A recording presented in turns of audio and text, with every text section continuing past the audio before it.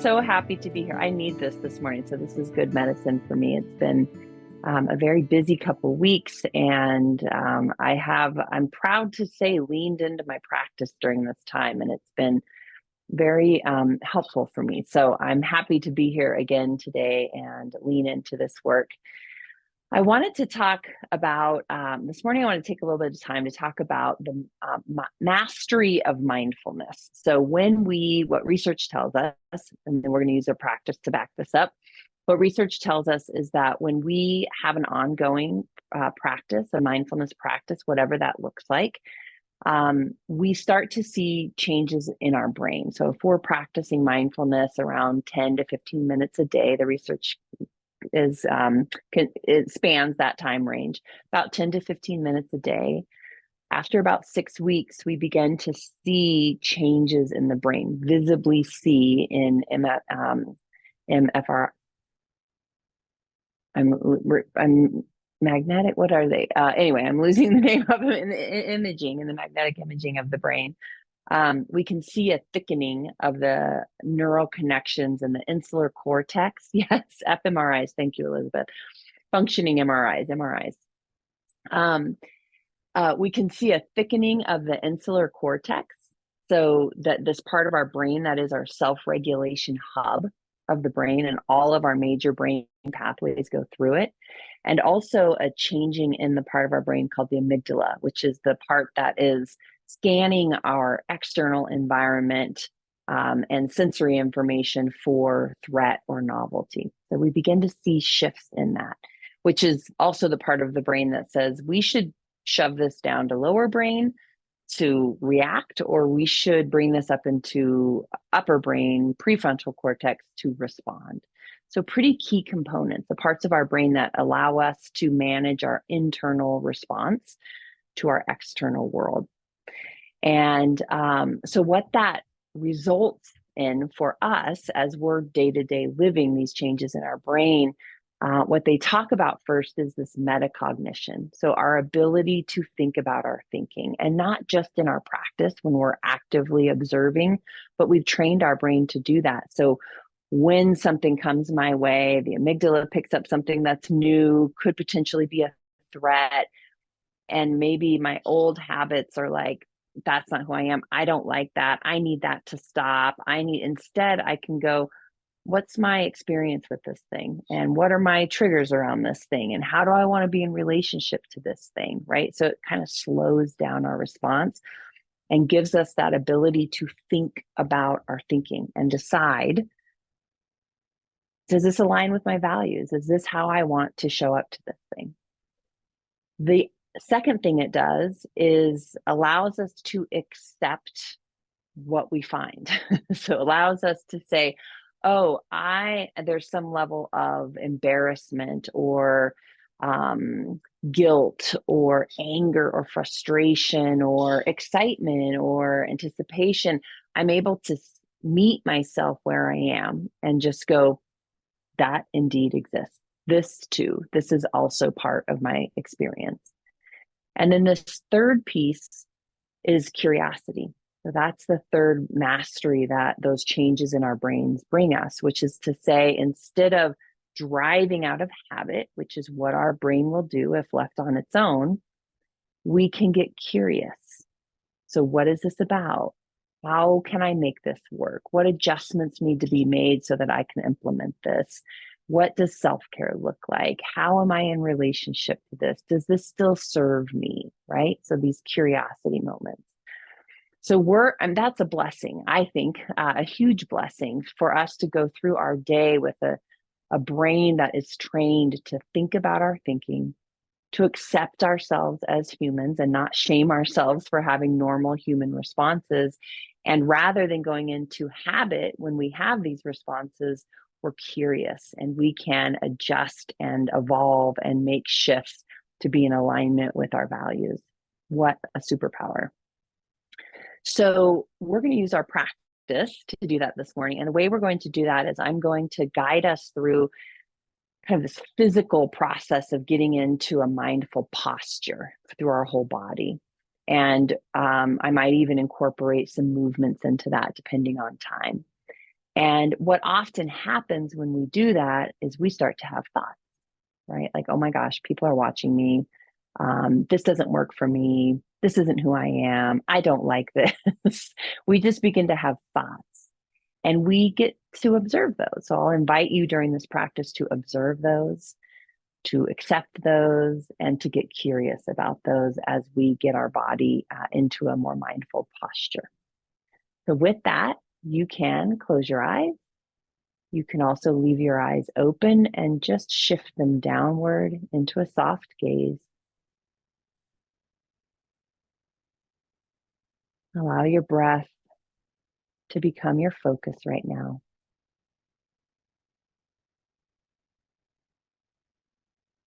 This is almost for me an audible process, like this buzz and sound of my life just slows down, and I hear my inhale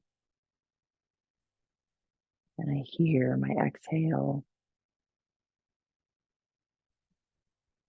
And I notice the space between that inhale and that exhale.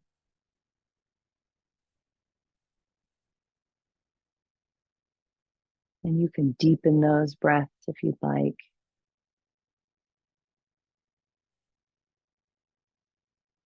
And as you're doing this, I'm going to share, there's this really great body of research around our, let's say, anchoring to emotional states. So the research tells us that when we get in a certain posture for a meditation, for example, or we sit in a special place, maybe there's a cushion at home, or maybe there's you have a back deck and you go there to relax, kick your feet up, that our brain creates this connection. So when we just simply go to those places, what we see is this parasympathetic response. So we've been there enough, we've connected enough that the brain knows, oh, when I'm there, I can relax. I'm safe.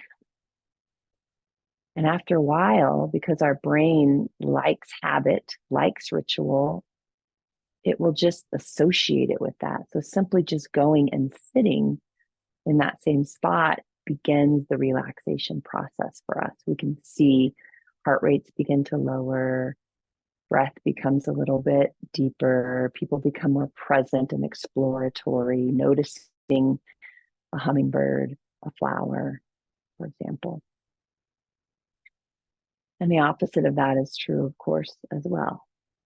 So if we are constantly in a place of hurry and stress as we leave our driveway and down our road, sometimes just the process of getting in our car in the morning, we already begin to see our sympathetic nervous system activate.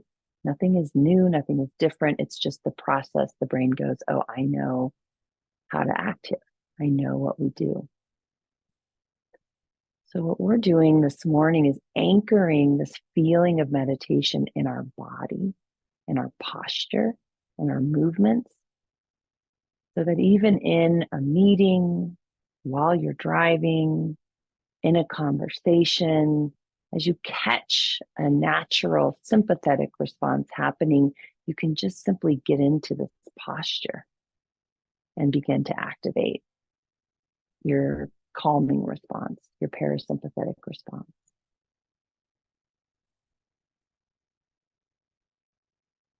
So what I want you to do is bring your attention to your feet.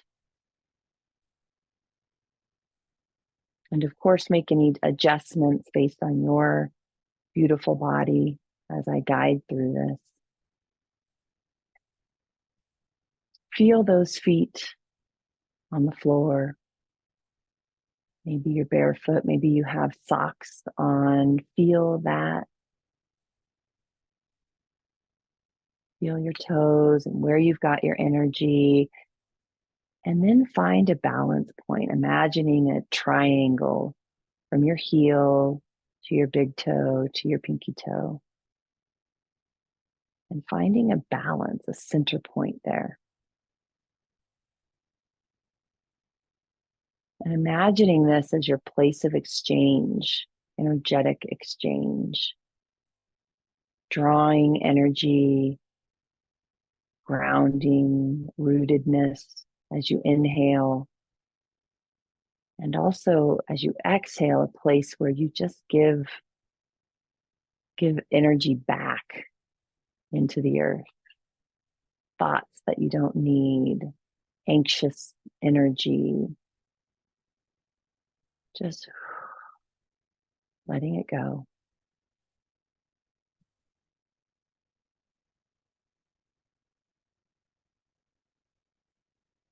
Both feet should be on the floor, balanced, rooted, actively engaged in an exchange.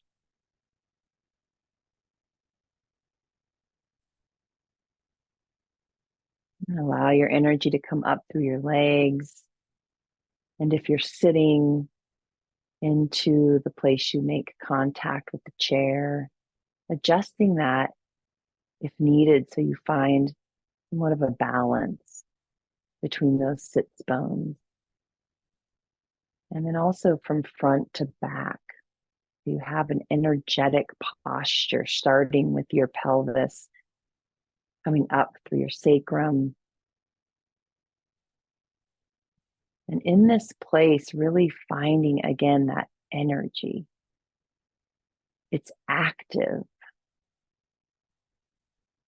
It's active in that as it comes up through your spine, it's pulling that energy from the earth, if we will, that balanced, that grounded, that rooted. And it's also part of the exchange of the exhale, the letting go, the movement all the way down to the feet. So it's active.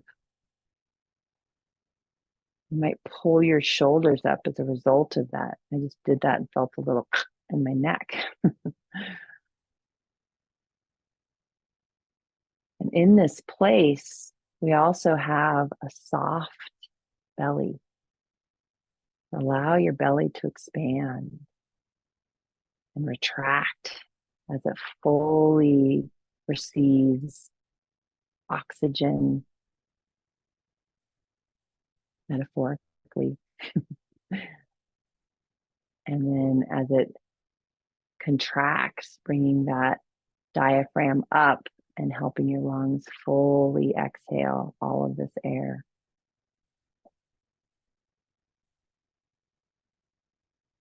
So you feel that energy coming up through the spine.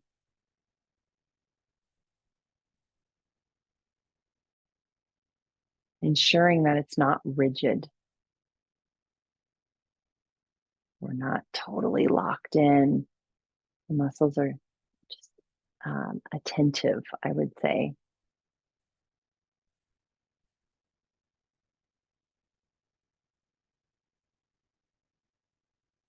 Notice your thoughts that are happening as I guide you through this. Without judgment, we're not naming them good or bad. Just noticing.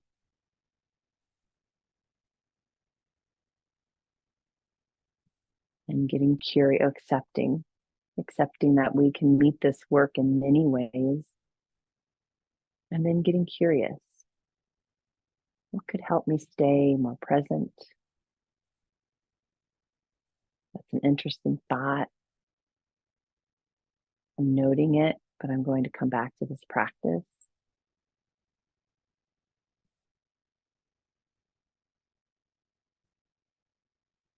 Let's move our shoulders, just rolling them back several times, allowing our breath to be part of that process, and then letting them land in their sockets, shoulder blades on back, which automatically invites our chest to lift just a little.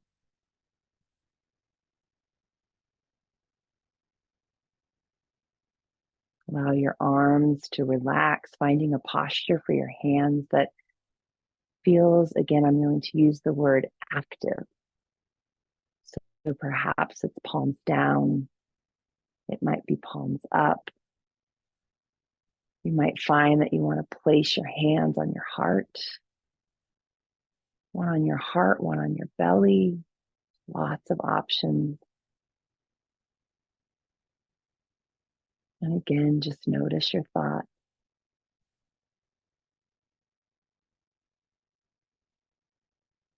And bring your energy up through the crown of your head, lifting, actively lifting. You might feel your chin tuck as you do that.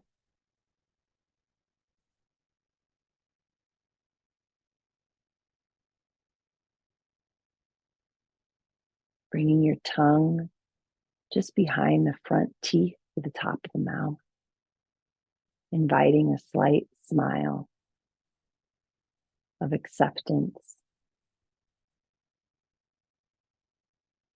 softening the space between your eyebrows, allowing your ears to relax.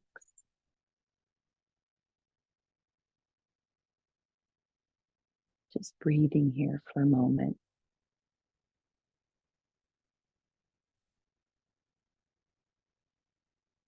This is a mindful posture. And the more that we do our mindfulness practice with this very attentive posture, the more it just becomes a physical anchor for us. So that when we catch our mind drifting and we're believing all of our thoughts, or we're judging ourselves for feeling or being, or we're driving through assumptions or believing our cognitive distortions, we can take this posture and from the outside activate that response of metacognition, acceptance, curiosity.